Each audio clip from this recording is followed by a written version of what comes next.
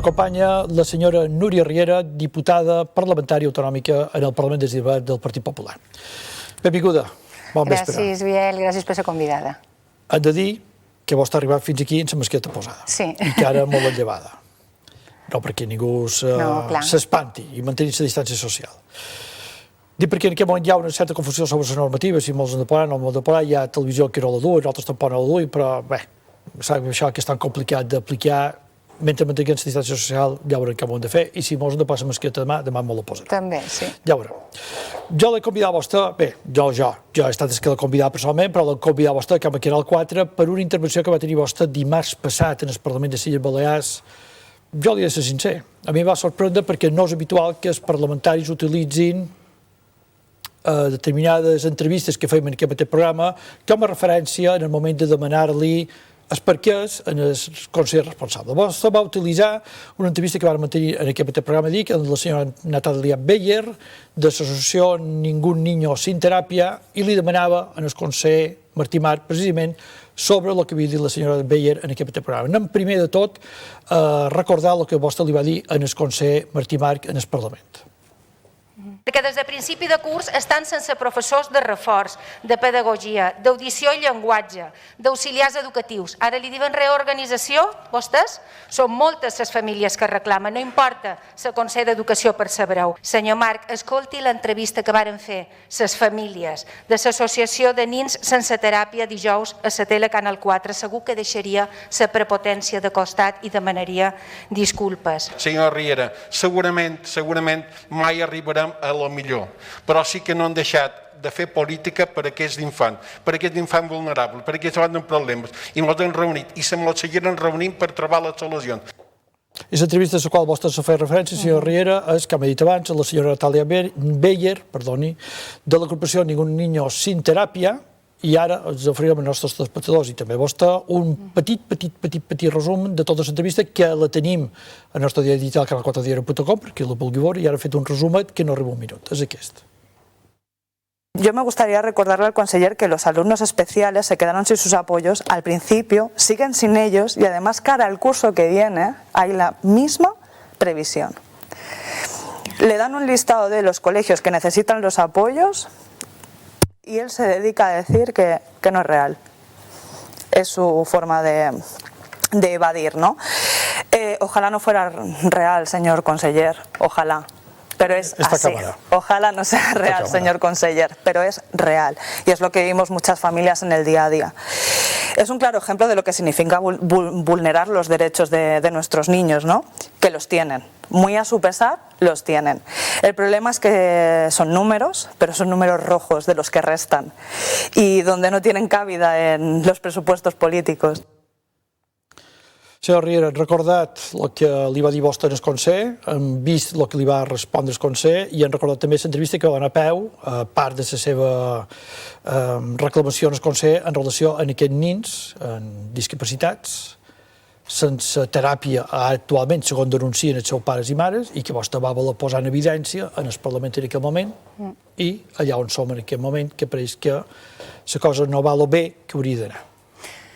Sí, bé, nosaltres, en primer lloc, el que jo vull és donar l'enhorabona i les forces a totes aquestes famílies, l'enhorabona a l'Associació de Nins a Ningún Niño Sin Teràpia, a la senyora Beyer, Remedios López, a totes les mares d'aquestes 500 famílies que estan angoixades, perquè la veritat és que estan angoixades i sabeu a l'entrevista i que lluiten perquè els seus fills tinguin allò mínim que se mereixen, que és una educació amb totes les garanties i amb tot el suport de que puguin estar preparats perquè el dia de demà se puguin valer, perquè són nins que necessiten aquest suport per poder-se valer. I recordar que realment la funció nostra dels diputats és representar a la gent que té demandes, no treure-nos nosaltres de la màniga idees o expectatives que a nosaltres ens agradin, sinó aquelles idees, aquelles expectatives, aquelles demandes que té la gent del carrer. I això és una de les demandes reals que té la gent del carrer. Nosaltres fa ja mesos que venim reivindicant a la Conselleria d'Educació, a la senyora Armengol, en el senyor Marc com a conseller, que si tenen recursos més que mai, que tenen 1.000 milions d'euros de pressupost d'educació anual, cosa que no s'havia tingut mai, que destinin aquells recursos en allò que importa. Perquè el que no se pot fer és omplir-se la boca de les persones primer i de que no deixarem ningú enrere i després ens trobem amb aquestes imatges. He de dir que és una entrevista que ens va impactar, no només a nosaltres, sinó jo sé cert que la majoria de ciutadans, perquè molta gent la va seguir, així mos ho ha dit, i que tradueix aquesta situació.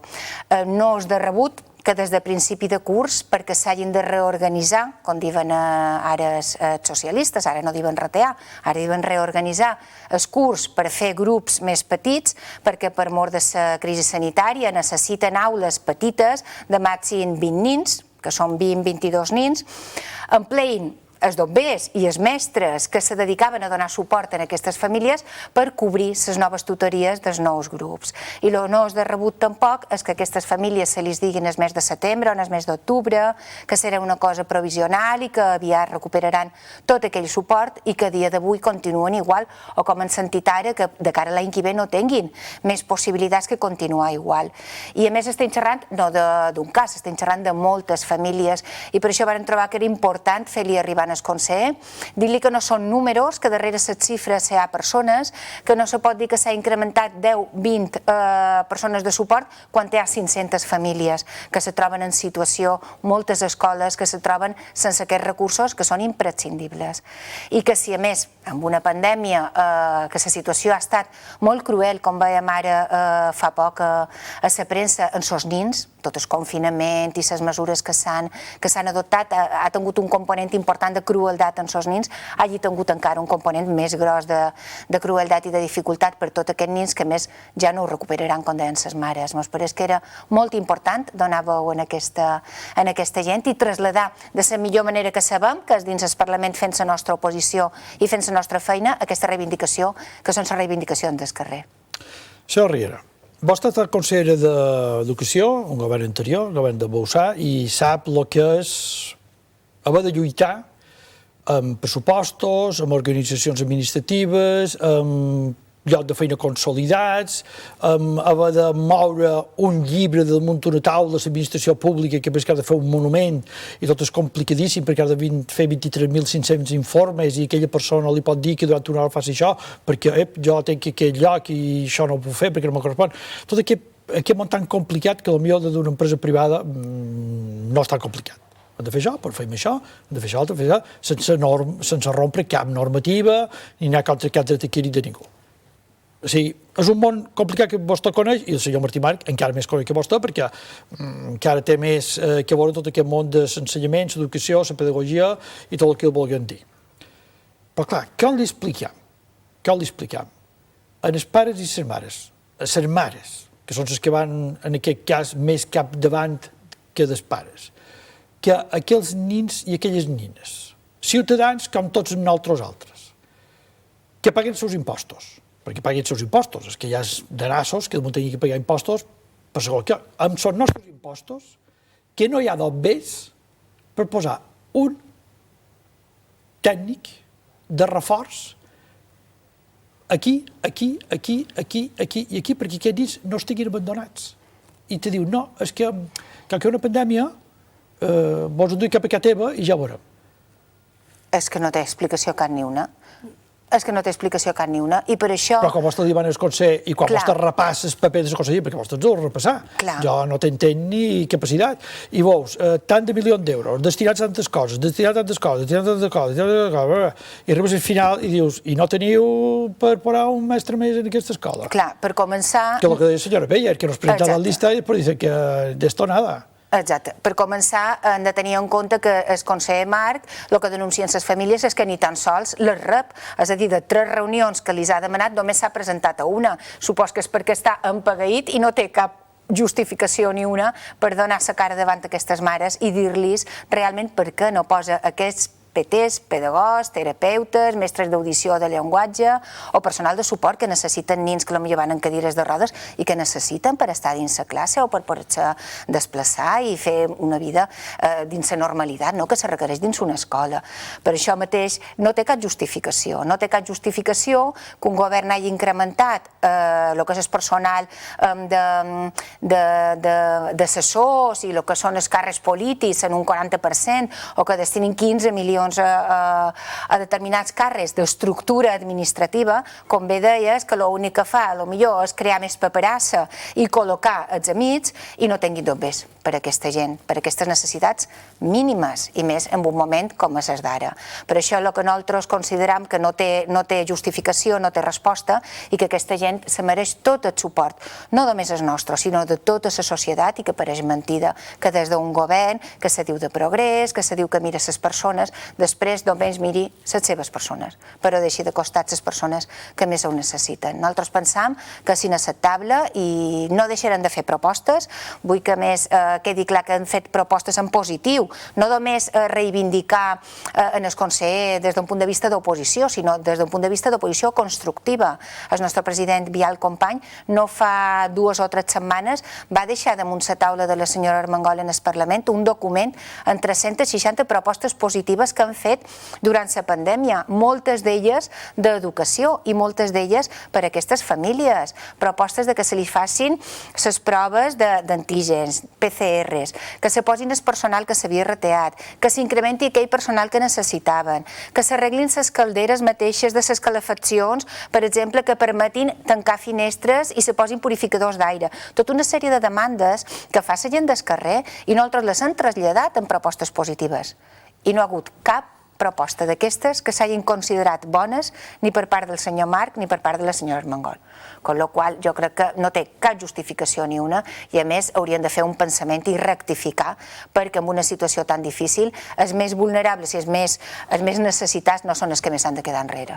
No sé si vostè ho sap, quant de dobbers dels pressupostos haurien de destinar, d'invertir, d'utilitzar per cobrir la necessitat d'aquestes 500 famílies amb nins que han de menester una mà, que han de menester una ajuda especial? Què seria això? 1.000 milions d'euros? No, bé... És una cosa inassumible? És que no ho sé, jo tampoc no sé calcular, de vegades diu, no, és que no arribam a lo millor lo mínim i t'has de comptar un poc, has de fer alguna cosa. Per començar, es posar, per exemple, els docents o els professors que demanen els mateixos sindicats. Sabeu que a principi de curs els sindicats demanaven un mínim de 1.000 professors més per cobrir aquests grups bimbolla i se varen posar al voltant de 540, dels quals n'hi havia 400 que ja estaven previstos en el mes de juny, vull dir, se varen afegir 100. Per començar, aquests 500 professors, docents, professionals de suport, professionals que no són docents, però no docents també d'ajuda a totes aquestes famílies, bastaria començar per posar això, bastaria començar per mirar cada escola. Jo tenim apuntat tota una sèrie de casos d'escoles que estan reclamant a lo millor un pedagog, o a lo millor un mestre o un professional d'audició, d'ajuda al llenguatge, d'atenció a la diversitat en aquests nins que venen a lo millor de fora, que també necessiten una atenció especial. Bastaria començar per posar aquest personal, bastaria per reduir, com hem dit nosaltres, inclús un 30 o un 40% tota aquesta estructura sobredimensionada i aquest dobbers, aquests 15 milions que han destinat a posar assessors o a posar polítics de la seva corda, que no són necessaris, perquè a més s'estava gestionant bé l'administració sense tot aquest personal. Aquests 15 milions bastaria destinar-ho en aquesta gent. Com deien les famílies, l'altre dia és que aquests nins no són números, no són gastos, són inversions, són drets, són necessitats i no s'ha de veure com un pressupost, s'ha de veure com una necessitat. I si el senyor Marc, com deia, ara té 1.000 milions d'euros per educació i nosaltres teníem un pressupost de 700, l'any que van tenir més, té 300 milions d'euros més que ben bé podria destinar a les necessitats d'aquests nins i a la necessitat de l'educació, que va molt necessitada. Si no m'equivoc, i vostè si m'equivoc m'ho corregirà, no és que estiguem plantejant una realitat que mai ha existit, sinó que hem reculat cap endarrere. Els professors, docents, pedagogs, tècnics de recolzament d'aquests nins existien. Va ser quan va arribar la pandèmia que va dir no, hem de reorganitzar les altres, hem de reorganitzar tot i ens llevam. Exacte. És que a més, en els tros que heu posat de declaracions... Que han de salvar els que pobrets tenen la pandèmia deixant d'atendre els que tenen càncer. I no, escolta, tots són malalts i no han de recular, el que han de fer és pagar més fons o llevar-los d'allà on no siguin tan importants o tan necessaris. Però això és una mica la hipocresia d'aquest govern d'esquerres que diu que arregla un sector que necessita ajuda però ho fa llevant d'un altre lloc, que té unes prioritats, com deien, de col·locar i de gastar dobbers en els seus, però no té la prioritat de mirar en els vulnerables que necessiten aquestes ajudes. És un poc aquesta mala gestió que tradicionalment protagonitza l'esquerra, perquè quan ha governat en aquesta comunitat sempre han acabat igual, que l'esquerra gestiona malament, prioritza els seus interessos, però no els interessos de la gent, i després ens trobam que arriben les crisis i arriba el Partit Popular un altre pic de gestionar totes aquestes situacions, amb la qual és el govern que hauria de posar-se les piles i de mirar de gestionar bé i de deixar-se, a més, presentar propostes positives com feim nosaltres i tenir-les en compte, perquè en el final no han d'oblidar que el Partit Popular, que som el partit majoritari de l'oposició, representam una part molt important de la ciutadania i aquesta part important de la ciutadania se vol deixar sentir i a més vol que se facin aquestes propostes que ajudarien a gestionar un poc millor aquest dobbers, aquests 300 milions d'euros més que se diu molt aviat que té el senyor Marc cada any per poder gestionar l'educació. El món de la política, vostè el coneix molt més bé que jo, és un món estrany, per no dir una paraula més gruixada. El món de la política, de vegades, els que estem fora de la política no l'arribam a entendre. Jo, per exemple, li som molt sincer, en aquest cas concret, l'hem convidat a vostè perquè des de l'oposició intenti explicar-nos des del seu punt de vista polític, cada un després té la seva ideologia, cada un entén les coses com són, aquesta realitat que hi ha 500 famílies, redonim el número, 500 famílies a les Illes Balears que tenen fills o filles amb una discapacitat, que han de menester una atenció especial i que per motiu de la pandèmia els hi han llevat aquesta atenció especial i no l'han recuperat encara. I passarà els curs i no la recuperarem. Nins i nines que han de menester estar amb altres nins, que no han d'estar tancats a casa seva, que són país setmana han d'anar a fer feina, que no els poden deixar abandonats, que han de menester una atenció especial, fins i tot per anar en el bany els han d'acompanyar, però han d'estar socialitzats perquè així surten més, se relacionen, tenen inputs positius, surten de casa seva. Qui no ho té pot ser que ho vulgui entendre. Però hi ha molta gent que no ho pateix, no ho viu i no ho vol entendre, que és el que a mi me sorprèn més. Però bé, el món de la política és com és i el món de la societat és com és. Però clar, jo que no soc polític me demano. Jo és una tonteria el que jo dic ara. Així que un determinat partit del Parlament, entre els quals hi era el Partit Popular, han estat capaços d'ajuntar-se. Partit Popular, el PI, més per Mallorca, més per Menorca, Ciutadans, no sé si em deixa algun més per camí, han estat capaços d'ajuntar-se per dir, escoltau, el govern d'Espanya no aplica el règim especial de les Illes Balears en el pressupost general de l'Estat. I això no pot ser, perquè és una llei que s'ha aprovat i és una llei que s'ha d'aplicar. Per qualsevol cosa, donem una passa conjuntament. No hi ha una possibilitat de conjuntament, i no per anar en contra de ningú, sinó per afavorir aquestes famílies de fer una iniciativa i dir, escoltau, no tenim X milions d'euros per ajudar aquesta gent a viure millor que el que volem. A viure, simplement, no millor, a viure. Sí, el que passa que ja diu el refrany que dos no s'entenen si un d'ells no ho vol.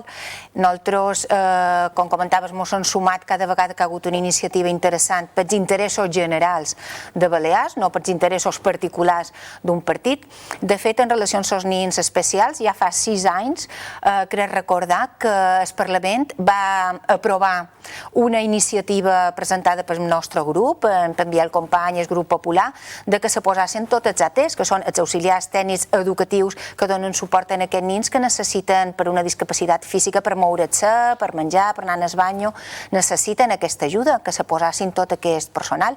Però després aquest mandat parlamentari arriba en el govern de la senyora Armengol i el govern de la senyora Armengol desprecia totalment aquestes propostes que se fan des del Parlament. També varen presentar aquest document d'aquestes 360 propostes i directament va dir davant tothom que no li interessaven cap d'ella, que trobava que no eren que no eren útils, sense tan sol fulletjar una mica les propostes i el document que se li va presentar.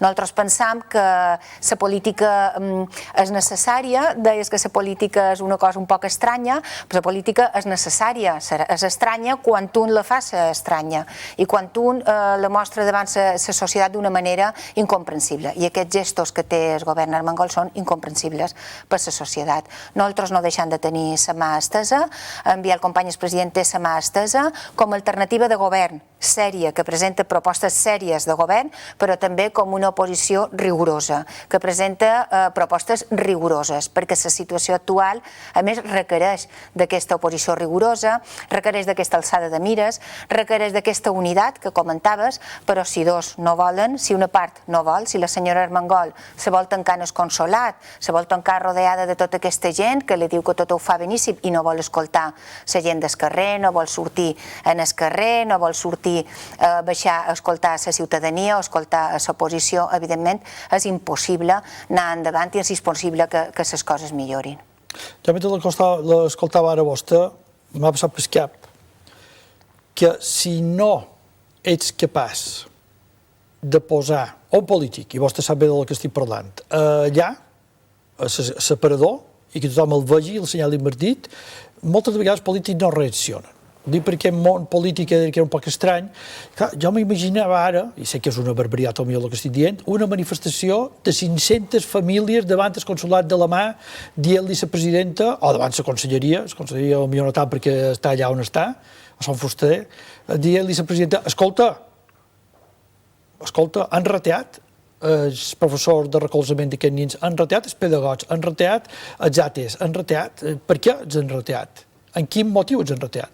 Potser no traspua aquesta història, no s'escampa a través de societat, i societat que és acomodatícia i és molt passota, bé, això és minoritari, això és per les famílies. I dius, no de les famílies. No, jo crec que és una falta d'empatia total per part del govern, perquè aquestes famílies han vengut a la porta del Parlament, no sé si han anat a la porta de la conselleria, perquè, per exemple, la conselleria... Sí, hi han anat. El Consell sí ha tingut temps de canviar la conselleria, de posar una conselleria millor, un bon despatx, d'això sí ha tingut temps, hi ha tingut dobbers d'invertir en un bon despatx, que deu tenir la seva calefacció i aire condicionat, que potser aquests nens reclamen i no tenen ben igual que té ell, això li hem dit moltes vegades, però nosaltres pensam que la senyora Armengol ha quedat tancada amb aquesta campana que és el consolat i se pensen amb una prepotència, superioritat a la gent del carrer, que ja no tenen importància aquests problemes del carrer perquè no els escolten i aquesta gent està reclamant d'una manera molt angoixada.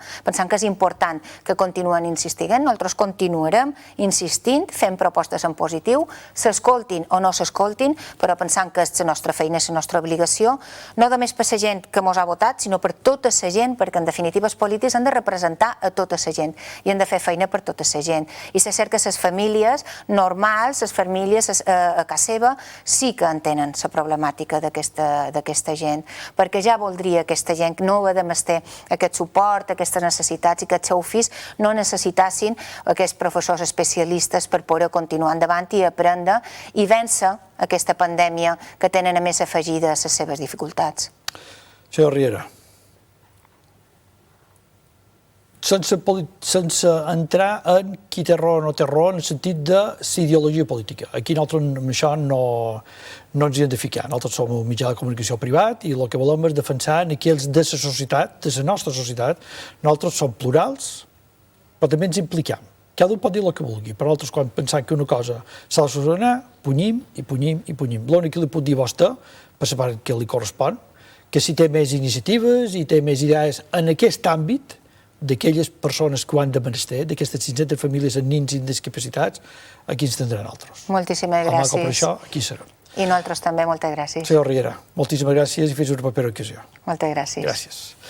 I seguim ja amb el cas de darrera part